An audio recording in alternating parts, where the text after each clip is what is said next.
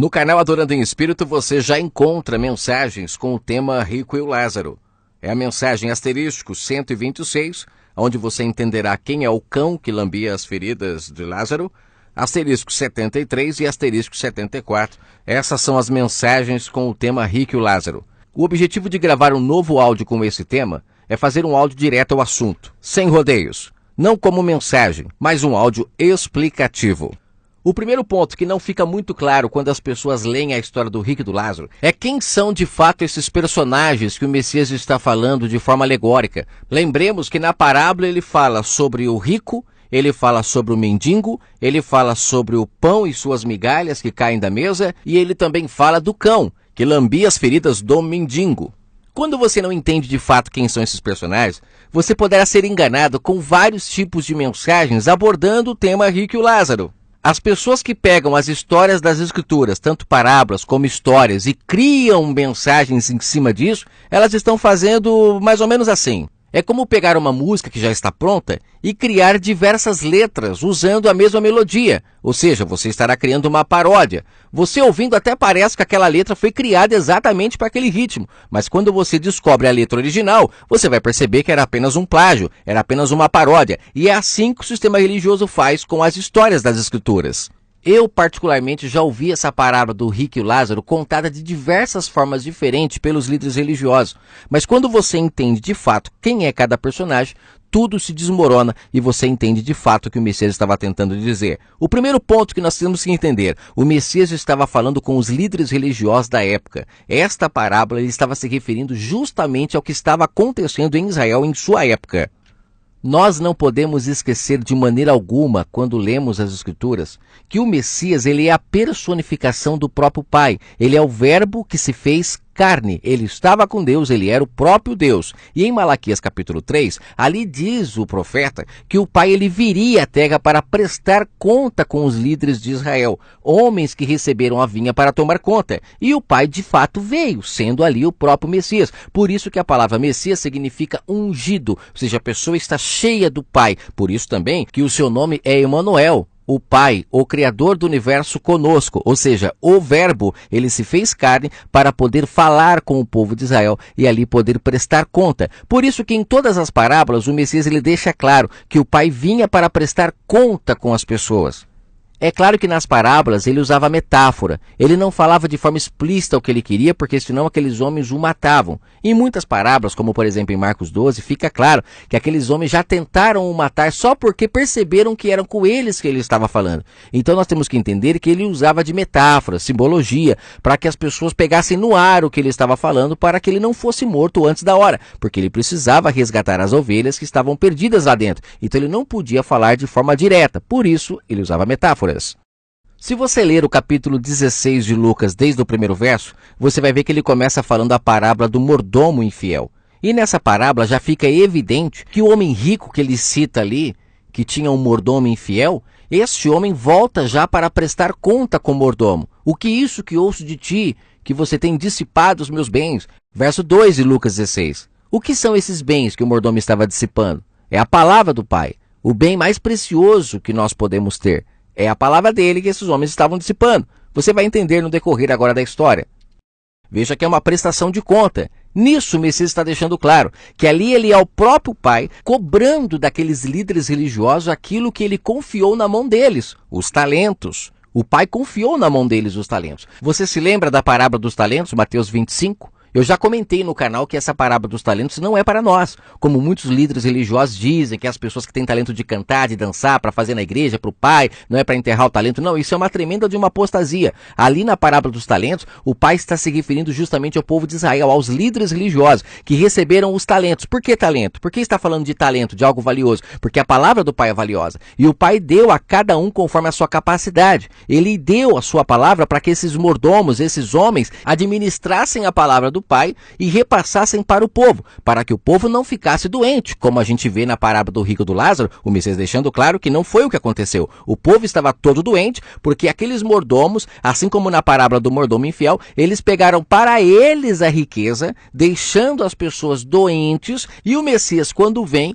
ele presta conta com eles sobre essa questão, falando a parábola do rico e do Lázaro, também a parábola do mordomo infiel, também a parábola dos talentos. Na própria parábola dos talentos, você percebe lá que também esse homem que deu os talentos e saiu de viagem, ele volta para prestar conta, para ver o que aquelas pessoas fizeram com os seus talentos. E ali o Messias está falando sobre os líderes religiosos. Inclusive, na própria parábola dos talentos, o próprio Messias deixa claro que muitos deles não investiram o talento, eles enterraram. O que significa enterrar? Eles não fizeram por onde compreender melhor as escrituras e com isso ficaram fermentados. E o pior, esse fermento se espalhou por Israel. Se espalhou de uma tal forma que quando o noivo veio, a maioria das pessoas que representavam a sua noiva não o reconheceram, porque esses mordomos não fizeram o trabalho bem feito.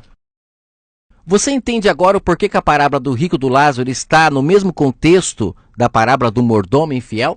Você acha que é coincidência? Não, é porque elas se entrelaçam. No contexto de Lucas 16, na parábola do mordomo, já chegando na parábola do rico e do Lázaro, o Messias deixa claro que aqueles mordomos eram os líderes religiosos da época. Tanto é que ele diz que aqueles líderes que estavam ouvindo eles eram avarentos e zombavam do que ele falava. Por quê? Porque estavam custando a acreditar que ali era o próprio Pai falando com eles. Você conseguiu ligar os fatos da riqueza do rico, lá da parábola do rico e do Lázaro, e também do homem que era rico? Tinha um mordomo, o mordomo começou a roubar esse homem e ficou rico também?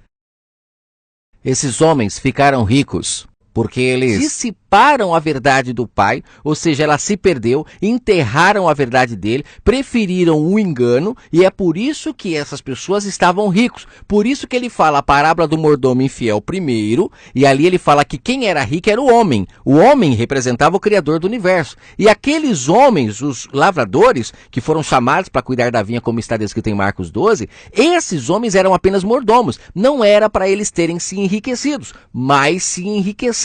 Por isso que ele conta na sequência a parábola do rico e do Lázaro, porque ali ele está deixando claro que aqueles mordomos, por eles haverem dissipado o bem do pai, eles pegaram agora para eles a riqueza, e eles é que estavam ricos, e o povo estava pobre, e esse pobre é pobre da presença do pai, porque os lavradores não estavam cuidando da vinha, estavam preocupados em se enriquecer. E em Lucas 16 o Messias deixa claro, é impossível servir à verdade e aos próprios interesses, a mamon. Então lá ele diz, ou você serve a um ou serve ao outro, e na parábola deixa claro que eles zombaram dele, porque eram avarentos.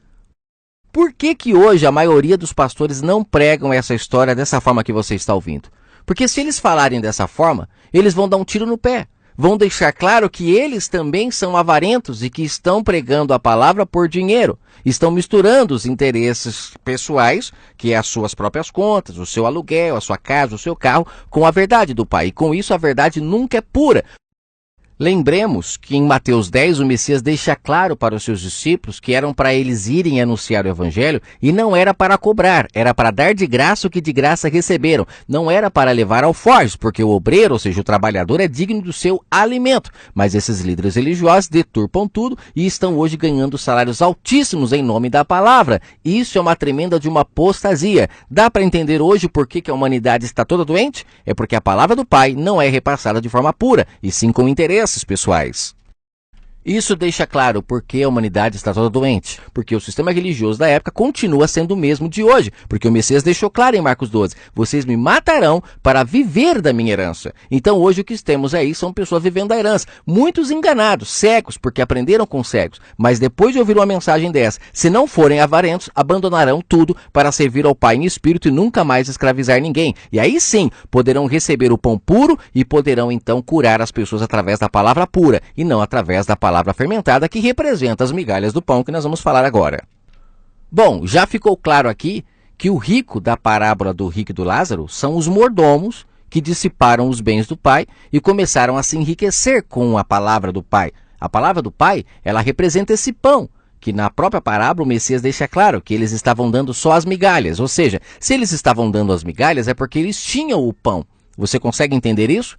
Nas Escrituras, quando fala de pão, se refere à palavra do Pai. É por isso que o próprio Messias, sendo o verbo da vida, ele se referia a ele mesmo como pão da vida. Na parábola do filho pródigo, o filho pródigo, quando vê que está comendo lavagem, e o que é essa lavagem? É a lavagem que esses mordomos, por não estarem mais com a verdade do pai, eles davam para o povo, eles davam as migalhas. A lavagem e as migalhas é a mesma coisa. A primeira coisa que ele percebe é que na casa do pai tinha o quê? Tinha pão. Ou seja, tinha verdade. E a casa do Pai não é um templo religioso, a casa do Pai é o nosso entendimento, porque ele mora em nós. A sua tenda na nova aliança passou a ser o nosso entendimento, como Paulo fala em Hebreus 8, que agora a lei do Pai está em nosso entendimento, está no nosso coração, e quando nós a ouvimos, nós a praticamos. Mas se nós deixarmos de ouvir a voz do Pai para comer migalhas de pão da mão desses homens mercenários que vendem a palavra do Pai, nós nunca nos sararemos, estaremos como Lázaro, sempre doentes. E o pior, mendigo, porque esse mendigo ali não é esse mendigo que a gente vê na rua, é apenas uma sombra, apenas uma metáfora como o Messias usou. Esse mendigo ali representa alguém que está pobre da presença do Altíssimo, não tem a sua luz, a sua verdade em si. Por isso que lá em Apocalipse ele fala, comprai de mim ouro refinado para que se enriqueça. Por quê? Porque está pobre. E lá mesmo ele diz que as pessoas estão pobres, cegas e nuas. Cegas da verdade, estão nuas das vestes nupciais e estão pobres da presença do Pai. Mas voltando ao que nós falamos agora há pouco sobre o pão. Quem deu esse pão para aqueles homens? Foi o próprio Moisés. O Pai deu o pão, a sua palavra, para Moisés no monte. E Moisés, então, ele chamou pessoas para ajudá-lo. Essas pessoas se perderam pelo meio do caminho e, com isso, a palavra do Pai ficou toda fermentada, toda contaminada. São os talentos, que muitos até investiram, até correram atrás para multiplicar. São as pessoas que, quando veio o Messias, reconheceu a sua voz, a voz do noivo, e entraram para as bodas. Mas muitos não reconheceram porque não investiram o talento. Pegaram aquilo que ouviram, aquilo que aprenderam e foram dissipando. E com isso se perderam e fizeram discípulos. Fizeram tantos discípulos que quando o verbo da vida veio à terra, eles o mataram, porque estavam cegos, estavam pobres, estavam nus. Eram os mordomos que haviam dissipados, estavam todos cheios de fermento, todos enganados. E o próprio Messias diz, cuidado com o fermento dos fariseus. Olha, o que é fermento? Fermento é algo que você põe no pão para poder levedar a massa. Mas o interessante é que o próprio povo de Israel, eles tinham a festa do pão asmo, que é o pão puro, sem fermento. Mas eles mesmos não entendiam a simbologia desse pão puro que representava a palavra do Pai. Não era o pão físico que tinha que ser puro, mas a palavra do Pai que não poderia ser fermentada. Mas essa palavra eles fermentavam. E o pão que eles poderiam até fermentar fisicamente, eles não fermentavam. Por quê? Porque seguiam as riscas ali, aqueles rituais. Como eu já disse em outros áudios, os rituais é que mataram o povo de Israel, porque eles não conseguiam enxergar a verdade através desses rituais. Foram necessários para não tirar do entendimento deles a verdade do Pai, mas eles se contaminaram, eles se perderam com esses rituais todos. É por isso que quando o Messias vem, ele acaba com os rituais, ele chama para entrar para as bodas. Essa própria metáfora de entrar para as bodas, participar de um banquete, também se refere às pessoas começando a buscar o Pai em espírito. Foi o que ele disse para a mulher samaritana em João 4. É chegada a hora, e a hora é agora. Buscarão em espírito aqueles que forem verdadeiros. Os que não forem continuarão nos montes, continuarão nos templos, continuarão praticando rituais. Mas os que forem verdadeiros entenderão a mensagem e entrarão para as bodas, buscar o Pai no seu entendimento. Assim como o filho pródigo vai abandonar as lavais para buscar o Pai agora na onde tem pão, que é no nosso entendimento, onde de fato o Pai está hoje, na nova aliança. Ou vamos negar o novo pacto, que Paulo deixa claro no livro de Hebreus, que o Pai agora, a sua lei habita no nosso entendimento, que é sombra das festas dos tabernáculos que existiam na velha aliança. Quando vem o Messias, acaba os rituais e agora começa a existir a verdade. Por isso que em João 10 ele diz que ele veio trazer vida e vida em abundância. Essa vida é justamente isso, é abandonar as lavagens e buscar agora o Pai no nosso entendimento, na tenda dele, que é o nosso entendimento, onde suas leis estão. Se nós ouvirmos a sua voz e praticarmos a sua verdade, estamos ceando com ele. Quando não ouvimos a sua voz e praticamos aquilo que a nossa carne quer, aquilo que nós queremos, nós não estamos ceando com ele e estamos o quê? Estamos sendo queimados, estamos perdidos. Mas quando ouvimos a sua voz, então estamos selados pelo Espírito, estamos ceando com o Pai. Tudo é lindo e maravilhoso quando você entende. Então, só para finalizarmos, O rico, já entendemos quem são os líderes religiosos, tanto daquela época quanto hoje. Se estão se enriquecendo com a palavra, então estão enquadrados dentro dessa parábola. Quem são os pobres? Quem são os mendigos ali que estão doentes? São as pessoas que estão comendo do que essas pessoas ensinam e estão pobres da presença do Pai. Estão comendo fermentos de homens e estão doentes, mesmo que pensem que não estão, porque o povo de Israel também achava que não estavam doentes, mas estavam. Só um detalhe que é necessário a gente relembrar, que está implícita na Escritura, mas as pessoas não percebem, é que na nova aliança nós seremos guiados pelo verbo da vida no nosso entendimento. E isso é participar das bodas, e isso é buscar o Pai em espírito. Mas o que de fato acontece é que as pessoas, por não analisarem as Escrituras, elas estão hoje ouvindo o Pai por boca de terceiros, por boca de outros homens. Fato que só acontecia na velha aliança, quando o Pai levantava alguns ungidos para falar com o povo. O povo não recebia a presença do Pai, que representa a Assunção. Mas na nova aliança, como disse o profeta Joel, o Espírito dele foi derramado sobre toda a carne. Mas temos que crer. É por isso que o Messias fala para os seus discípulos: vão anunciar o evangelho e quem crer será batizado. Ou seja, quem crer passará a ouvir a voz do Pai e será salvo, não mais a voz dos homens. Só que hoje está acontecendo de fato o que Paulo deixou claro em 2 Tessalonicenses 2.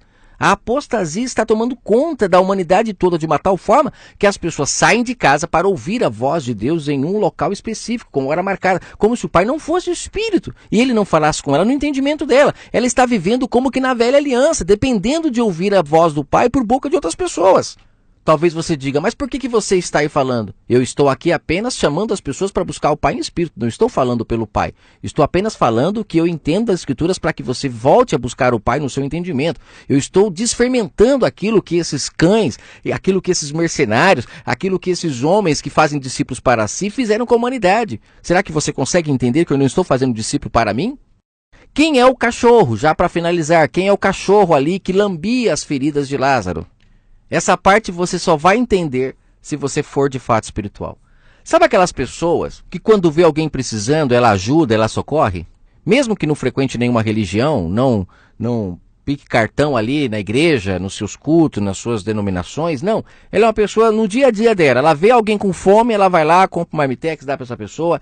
Como o grupo que nós estamos agora ajudando o próximo, né? As pessoas estão vindo, estão ali pegando do seu salário, estão ajudando para que o outro não tenha fome. Sabe essas pessoas que ajudam umas às outras, independente de religião? Essas são as pessoas que o Pai chama de cachorrinho na história. E como é que você pode ter certeza do que eu estou falando é verdade? Leia Mateus 15, a história da mulher cananeia.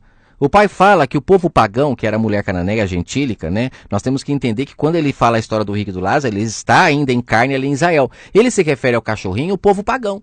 Lembra da mulher cananeia? Ele fala, o pão foi dado para os filhos, não para os cachorrinhos. Né? Então ele se refere a pessoas que não tinham amor ao próximo, que eram cegas da verdade do Pai, não tinham a luz, que era o entendimento da verdade do Pai no seu entendimento, mas faziam muitas das vezes o bem, como é a história de Cornélio, por exemplo, em Atos 10. Um homem que era pagão, era um homem gentílico, mas que fazia a vontade do Pai. Se você ler Atos 10, você vai ver que o Pai manda Pedro não para evangelizar Cornélio, mas para falar que as esmolas dele chegavam ao céu e fazia muito tempo. Ou seja, o Pai colhendo onde ele não plantou, no meio do povo de Israel.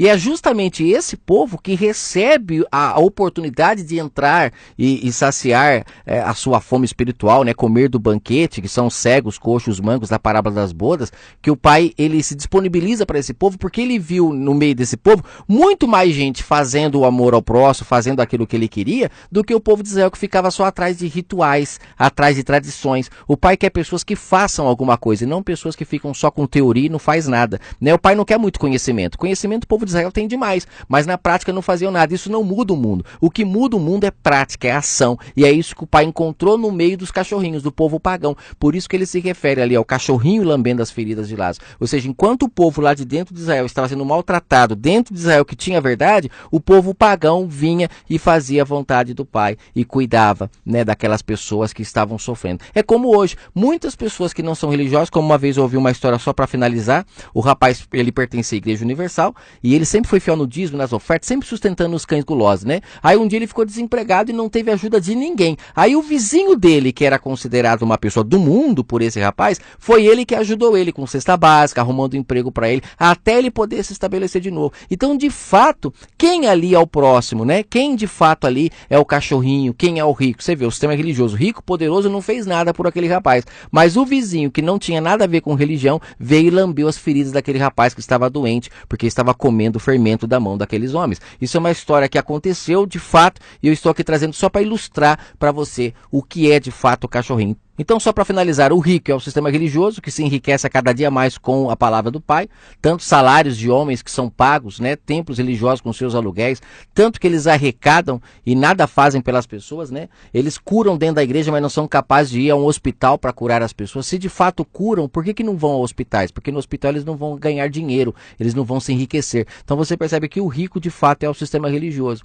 O pobre ali, o mendigo, que é o Lázaro, ele representa a humanidade, que por não comer do pão puro, comem das migalhas que esses homens dão, estão todos doentes, mesmo que não acreditem, porque estão praticando seus rituais na igreja e acham que estão santos, acham que são aceitos pelo Pai, mas esses rituais não servem de nada para o Pai. O Pai quer vida e vida em abundância, e não é o que acontece. Muitos, quando saem do templo, eles tropeçam no mendigo e não fazem nada por ele, porque não têm no entendimento que a casa do Pai somos nós, porque estão todos fermentados por esses lavradores, por esses mordomos infiéis, que até hoje estão aí enganando as pessoas e dissipando os bens do Pai, né? Nós temos na história o pão, que é a palavra do Pai. Quando temos puro, comemos no próprio entendimento, que isso ele nos concedeu, é o novo pacto, mas deixamos de comer esse pão puro para comer as migalhas, estamos nos enganando, nos empobrecendo a cada dia, por isso que tem que abandonar as migalhas para comer o pão puro. E temos o cachorrinho, que são as pessoas que ajudam umas às outras, independente de religião, por isso que o Messias fala que os últimos serão os primeiros. Aqueles que nós julgamos hoje como não sendo salvos,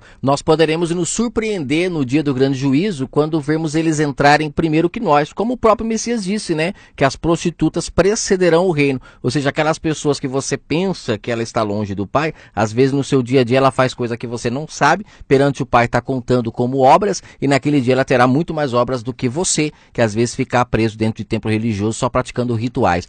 Ah, e se você é um daqueles que está fermentado, que diz, mas obra não salva ninguém, como Paulo falou em Efésios 4, então vai ler as escrituras melhor, porque são as obras que podem salvar a humanidade. É quando alguém faz alguma coisa que de fato nós podemos nos salvar, sair dessa podridão em que nós estamos. Paulo se refere às obras lá, justamente às obras religiosas que o povo de Israel fazia e que hoje a maioria do povo religioso está fazendo, o povo evangélico. Então temos que abandonar essas obras religiosas e de fato praticar as boas obras, que Paulo fala também no capítulo 4 de Efésios, mas que ninguém fala. As boas obras são as obras de amor ao próximo, e essas de fato são as obras que no livro de Apocalipse fala que o Pai cobrará de cada um de nós. Que obras são essas que ele cobrará, se obras não salvam ninguém?